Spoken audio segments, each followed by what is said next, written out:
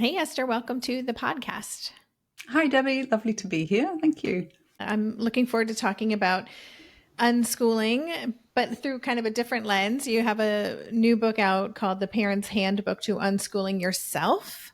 The subtitle is A Mindful Guide to Embracing a New Way of Living and Learning with Your Child. But I just was so attracted to even that concept of unschooling ourselves and just your work of focusing on the parenting experience of Mm, this.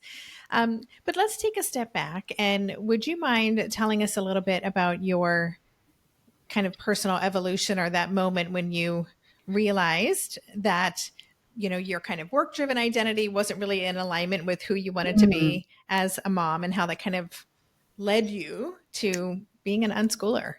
Sure. Yeah. So I came from a background of running my own business for about 25 years, which kind of overlapped with having my children.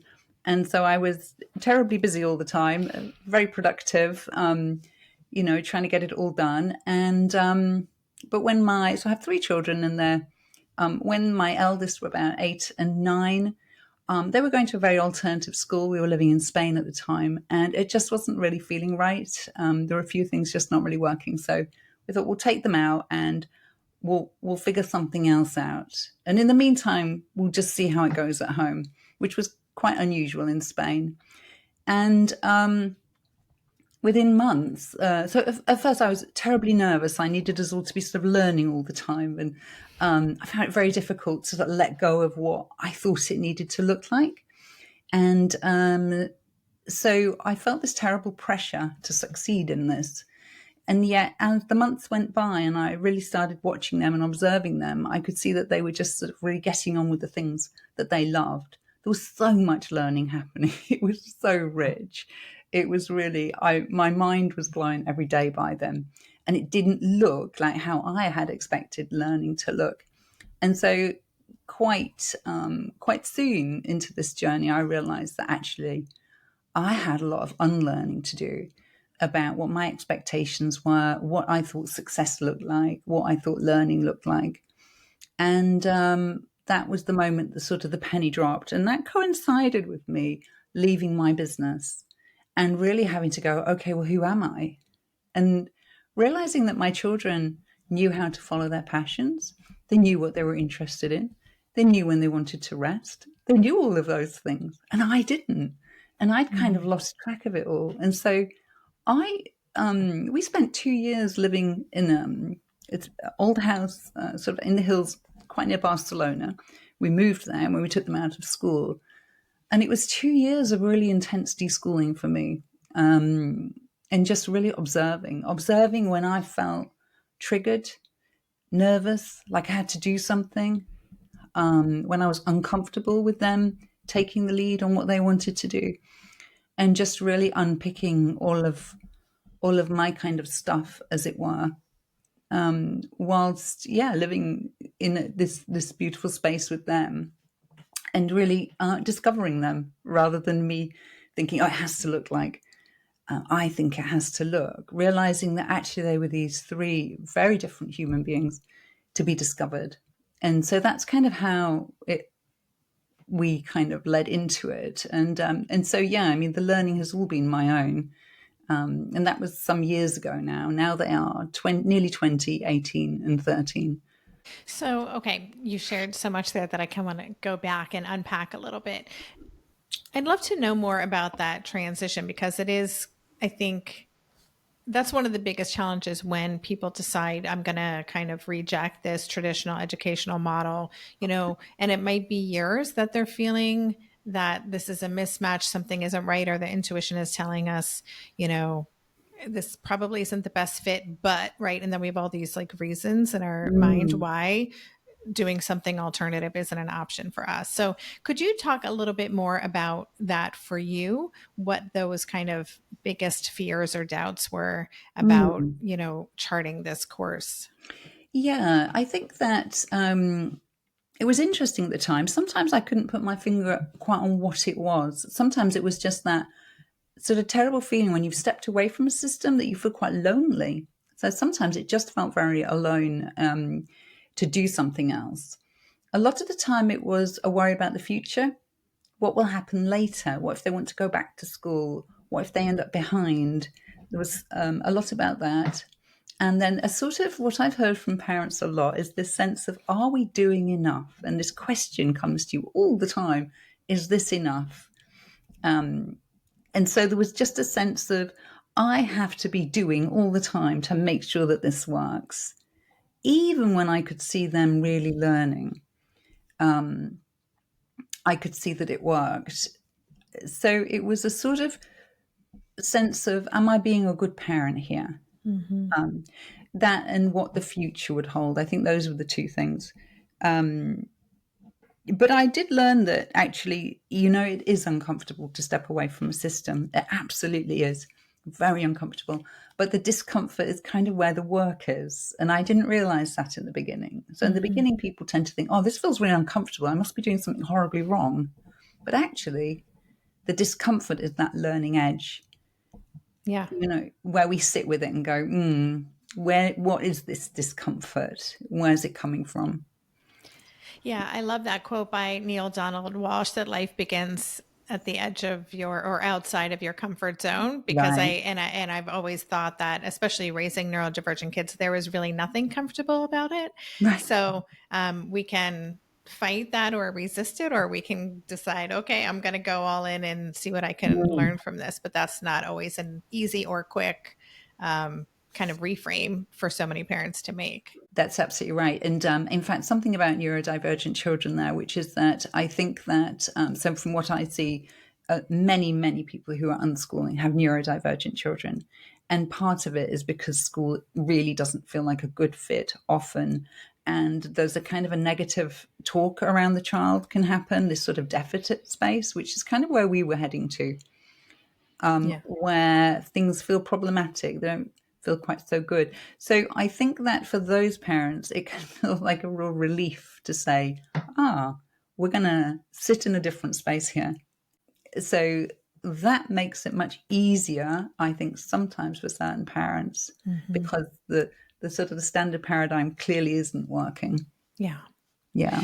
Would you take a few minutes and tell us what your kids' learning actually looked like? Because you said, you thought you had to be doing all the things and involving, being very involved and structured. And when you stepped back, you saw that they were learning. So what did it look like for them? Yeah. So what I thought would happen was that I would have sort of projects and I'd lead them, right? And we'd do interesting things every day and I would devise what they were because I was the adult. So I kind of knew what they had to learn. So what actually happened was that they weren't interested generally in anything I came up with. Not Classic. always, Yeah. not always, but most of the time. And what it looked like was, first of all, I had to stop trying to see the things I wanted to see and felt should be seeing. So when I actually started to sort of really watch them, I could see it was just continually happening, but it was very messy. It was just very organic learning. So, for example, someone would come in and say, hey, how tall is the Eiffel Tower? And they say, okay, well, and we'd figure out how tall the Eiffel Tower was, and then they'd head off again. Or someone would pop in and say, did you know that? And they would tell me something, and then that would lead to a conversation, and then that led to some research, and then that person said, oh, I think I'm going to do this. And so it was this sort of organic following of threads is how I could only describe it. It never, ever, ever looked like something you'd see at school. Occasionally, you would see one of them would go, I know I'm going to do this in this way, and I'm going to figure this out in this very structured way. Almost never, though. It was just very organic, messy, and it was joyful. It was just, learning was always fun.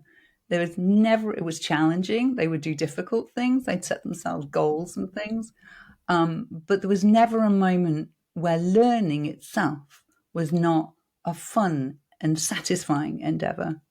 So one of my children, for example, my middle son, he started studying our family tree. So, for example, I'm going to say for about 10 years, he spent, well, probably no, a little less than that, 3 to 4 hours a day on our family tree, which, encompasses everything, cultures and, luckily we have family in all sorts of different places, there's lots of geography. And that led him to love maps. So he loves studying maps. And then that led him to linguistics and ethnography. And Mm-hmm. that's now his field of study. But it started very much with a sort of sense of who am I and where do I come from? And so these threads have sort of gone through all of their lives. One of my other children has learned through animals. Animals have been her main field of interest, from volunteering at a dog shelter to now looking after dogs and cats for other people, and now about to sort of embark on some more official sort of studies. So it was just, I'm going to say, following little threads. And another example would be one of my children finding out about micronations. And micronations are, and then us coming up with our own micronation, and then they designed a flag for it, and they figured out how we would govern it and the tax system. So then there was lots of talk about tax systems. It's hard to sort of even Yeah. explain what it looked like. It Yeah. just looked like lots of ideas, Yeah. and then sometimes it looked very quiet as well. Mm-hmm. Yeah. Super interesting. Yeah. I mean, I homeschooled for 6 years, and Mm. with each year, we were also living abroad at the time. And with each year, it did become more and more what I would consider to be unschooling. But also there was a lot of, there was, a whole typography phase, and there was a heraldry phase, and like it was really like I learned so much through the Oh the yeah. process. But so one thing I just wanted to ask, when you said that a lot of it was just noticing where the learning was happening, and that it was happening in different ways, did you have someone that you were debriefing with? Were you taking notes, or was it just kind of like giving yourself time to contemplate and reflect? Yeah. So, in fact, the very first year I started my blog. So, I was writing a blog at least once a week, and I found it absolutely essential for just because I didn't have anyone to talk to. So, we lived in a place where no one's children were not at school. Eventually, I Mm-hmm. met one other family, but so there wasn't really anyone to talk to. So I would read, I write. So I would write a lot, and that was really helpful for me to sort of work through these ideas. Yeah, and I've been reading your writing online, and listeners, I'll have a link in the show notes because you do have a lot of writing online in addition to your book, but just to really Yeah. give a close lens of what this looked like. And I want to also just touch base on this idea of the stuff it can bring up for us as parents, that we're not doing enough. You have a section in the book called "It May Feel Neglectful at First," and that really struck a chord with me because there is so much internal judging that can happen, that we're not doing enough, or are we doing wrong by my kid? Because even if we can see the evidence in the day to day that actually this is feels good, my kids seem to be thriving, or this is definitely a better fit than this kind of school structure that is definitely not a fit for my child, but we still might feel like kind of stepping back and leaving them to their own devices can be a form of Mm. just being neglectful. Could you unpack that a little bit? Yeah, I think that's a really hard one, and I definitely felt that in the beginning, and I hear it a lot. We feel like we need to be constantly there, constantly kind of cajoling or praising, but basically, our children don't need that from us necessarily. And I realized that what was really important for them was how I kind of held the space for them. So my role was not to be the motivator, not to be the person who made things happen. I needed to be able to trust them. And it was helpful for me to understand that I did have a role, but it didn't look like that. And it was this role of creating a space that felt relaxed, where they could be curious, follow threads. They had someone to talk to, so I was always there. But holding a really safe, relaxed, non judgmental space. And so I learned over time, because it's hard, to hold back and to think, do they need to hear from me right now? Do they really need me to? And to think, no, what is the better thing for me to be doing? And to understand our role in a different way. So, for example, if I say, okay, I'm going to go and do a piece of my writing, it's also wonderful modeling for our children, to show them, what does it look like to be an adult who enjoys something? I enjoy writing. I enjoy Mm-hmm. going for a run. These are the things I do. And to sort of show them how we live.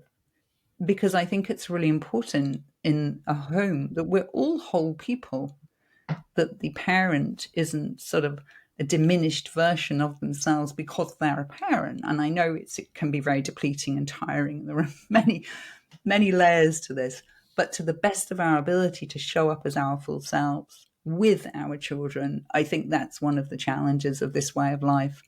Yeah. So I don't feel success through my children.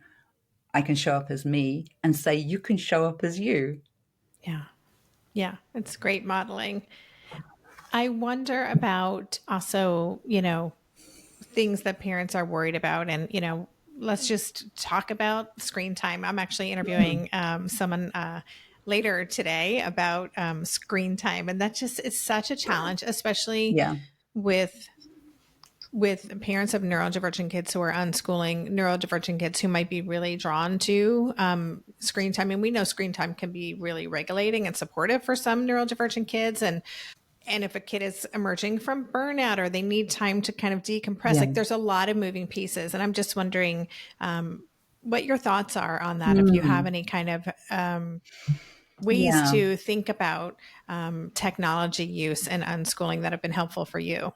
Yeah, well, something I do mention in the book is the fact that technology became something that was used a lot by our children, but it was used in so many different ways, it would have been impossible to kind of police. So my son doing the family tree, a lot of that was online. There was Minecraft, but there was also history quizzes. There was this whole mixture of things happening. It was very difficult to pull them apart. And so what we have tried to do, and I think it's up to every family and parent to understand what this is going to look like for them, was to help our children be savvy online, to know how they're using it, to be aware. So again, it's that idea of trust, but in a held space. So we've always had conversations about staying safe online. We've always had conversations about the sources where we're finding things from. And because children, when they're self-directed, they're looking for their own sources. It's a wonderful place to sort of be talking about, well, are you sure that's reliable? Where did you find that? What about this guy? And so there's a lot of criteria that they're bringing to it because they have that trust. So I think that, so for me, what I would like for my children is that they go through life with a sense of understanding of themselves, so they can say, okay, I've been doing this too long, I want to stop this now, I'm going to stop doing that. Or how to stay safe online. All of these things I'd like them to always have. And so I think to practice with us, but in a very safe space, with this constant dialogue around it, is perhaps the best way of going about it, rather than a ban. Or the problem when we say, okay, you can have 1 hour of screen time, is we kind of also, what do we mean by screen time? What's a worthy activity? And then there we are kind of judging their activities. And we can't really say that the gaming is not worthy to that child. It's doing something, so we get into very sort of treacherous territory where our child will feel judged and shamed. And that's the last thing we want around screens, is for our children to not feel like they can come to us with anything. Yeah. That there's no shame around it. Like, I think the dialogue is incredibly important. Yeah, it's so, in preparing for my conversation, this is with Ash Brandon, and they wrote a book called Power On, which is about, it's about exactly this. Like I'm going to be talking with them about specifically not judging screen time and respecting the joy and the sense of competency that all kinds of screen engagement can provide for our kids. And we don't want to just paint it with this negative brush. Absolutely. Yeah, I took a photograph. Sorry, of my eldest. Every now and again, he doesn't game much now, but every now and again he does. I took a picture of the screen he was on the other day, because it just was mind blowing to me. It was a strategy game, and it was economics, and it was calculation. And I said, "Is that fun to you?" He said, "Yeah." Okay. It was like hard work. That's what sometimes I talk with my kiddo, who's now 21, who is a computer science major. So that interest is continued. But, sometimes they'll be like, what are you up to? And it's like, oh, I'm just working on this math problem, one is C. And they're, yeah, that is so not what I was doing with my spare time when I was 21, but you go do you. Mm, So yeah, it's fascinating. I really enjoyed the section in your book called Nurturing Yourself Through Change, because again, so much of what I do here at Tilt is really about what can we do for ourselves so we can yeah. show up for our kids.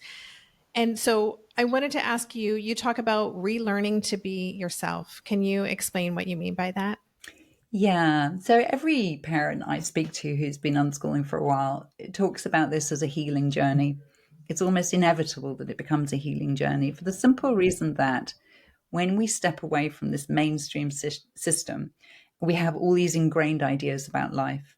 And as I was saying before, every time we hit that moment of discomfort, we're on an edge there, and we sort of come through it by bringing compassion to ourselves, by delving a little bit deeper. So oftentimes we're delving into things that we might never really have ever looked at before. Our Mm-hmm. perfectionism, for example. I was a terrible perfectionist. And my children have been incredibly healing for that, you know. So, Mm-hmm.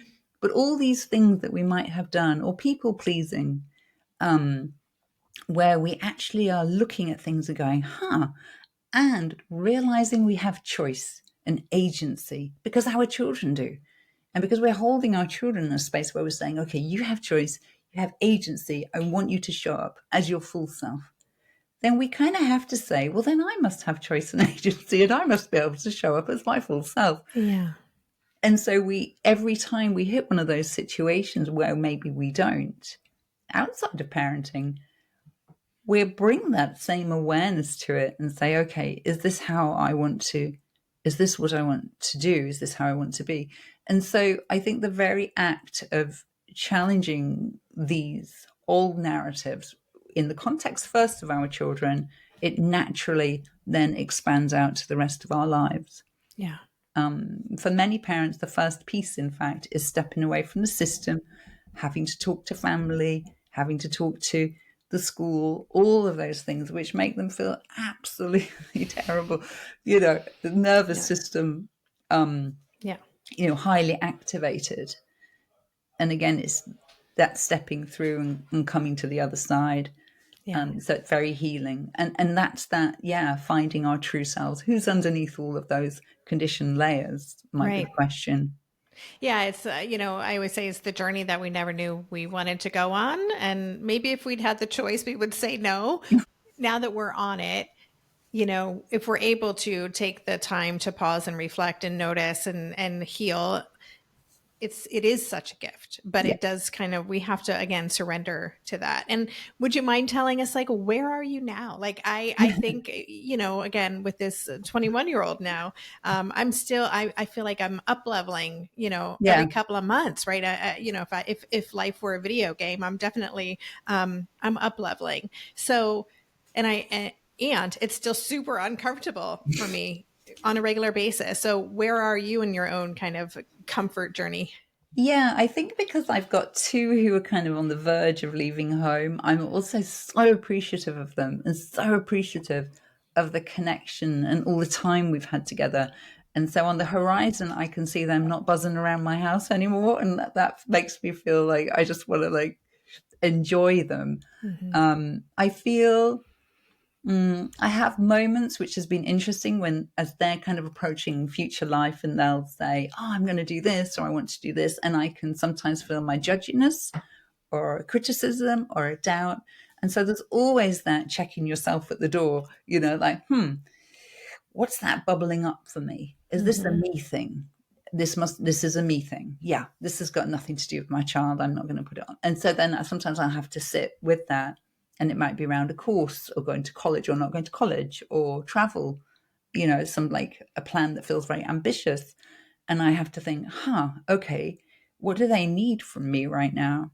Do they need me to point out some practical things about that? Do they need me to just listen unconditionally right now? Like, where are we? And sometimes that can take, it's a bit of a dance sometimes. I might get Yeah. it wrong, absolutely. In which Mm-hmm. case I'll say, oh, I'm sorry, I didn't quite, you know, I'm sorry, let's try that again. And that's Mm-hmm. fine. So, yeah, I guess as they grow, new things come up. I'd like to think I have enough tools now to generally be able to explore it with less discomfort. I certainly don't have anything like the discomfort of those first years. Yeah. Yeah, Yeah. thank goodness. Yeah. Yes, there is a trajectory, there is Yeah. movement. You have a chapter in the book dedicated to practices that support deschooling journeys. And I'm just wondering if you have some kind of go-tos or some practices that you have found personally most supportive, or, are they things you still have to intentionally practice, or is it just kind of integrated into how you move through your life? Yeah, I was thinking about this the other day. So, something that I have very clear now is that my frame of mind, how I am, is really important. And so I take care of that, and I do that intentionally and just sort of naturally. Whereas I'm going to say, as a kind of in my early mothering, I was, last on the scale. And I would tend to myself after everybody else was tended to. But now I understand that my mood is really important, and how I am, because I'm holding that space, is really important. So if I notice that my mood is in a place which doesn't feel great, then I will go for a walk, or I will, find a friend to have a coffee with later. Or I generally understand that I need to tend to myself. And so I build a lot of that into my week. And my children are older. So if your children are smaller out there, it is harder. It absolutely is. They are older. So I do have more time for myself. But I do intentionally have that in the week. A lot of that is walking, sea swimming, just really getting outside a lot for me. Reading and meditation practice, just sometimes 10 minutes in the morning. Just but finding that quiet space, that's my go-to. That's great.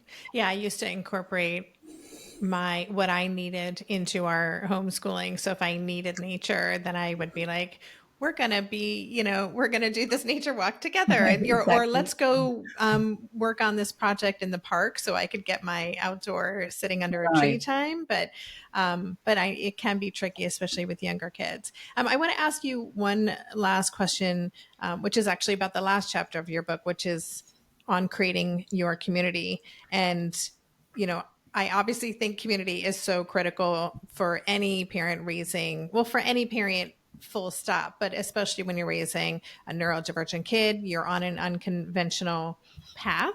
And it can be harder to find your community when you are just doing things in a way that's different Yeah. from what is considered the norm. So, do you have any best practices for parents listening to this who maybe are choosing to unschool, and they're like, but where do I even start? How do I find my people? And what does community look like? Yeah, so I think it's community is so important, and I think that we were never meant to do this in such isolation, and so never give yourself a hard time if you're not getting it all done, or you're not providing enough for your child, because I think we live in a strange society. So I would encourage you to see what's out there. Forget the ideal community, forget your dream, and just see who is around you. Who do you connect with? It might be one person, it might be one family, it might be one activity. Start very small and start building up. And there will be things you try that don't really work, and that's okay. So I think it's an exploration. And also, I know there are some really good online communities for really, if you need people who get you, where you can just go there and share, people who really understand. I think that's very important. And I would also say that it is important to remember that what you need in community and what your child needs may be Mm, very different, and that is okay. yeah. Difficult, but okay. Yeah, that's such a good point. Yeah, I definitely found myself in some communities that I was like, "Oh, these aren't my people here." Yet I wanted to be a part of them for my kiddo. So Right. that's a really good point. Yeah. Yeah. Yeah. So, so consider all of your needs, all of Yeah. your needs. Yeah. That's a great reminder. Okay, awesome. Well, I'm actually, because this is going to be, if you're listening to this on YouTube, I'm holding up the book. It is called The Parent's Handbook to Unschooling Yourself: A Mindful Guide to Embracing a New Way of Living and Learning with Your Child. And Esther, Could you just kind of give us your top places where people can engage with you and learn more about your work? Yeah, so the best place is just to come to my website, which is esther-jones.com. And from there, you can find my podcast, which is called the Unschool Space, where I interview people from around the world who are doing this at all different points of the journey. And from there, you also find my Substack and all the different paths out. So, yeah. Great. So, listeners, as always, I will have links to all of those places in the show notes. I will also include links to a couple of other episodes I've done on unschooling, including a recent one with Dr. Naomi Fisher. And then I've had Blake Bowles, who has written books on unschooling as well on the show. So, if you want to kind of do a deep dive, go to the resources in the show notes and you'll find a lot of places to connect and learn more. So, Esther, I just want to say thank you. It's been so nice to get to know you and learn about your work. And thank you for everything you shared today. Thank you, Debbie. It's been a pleasure.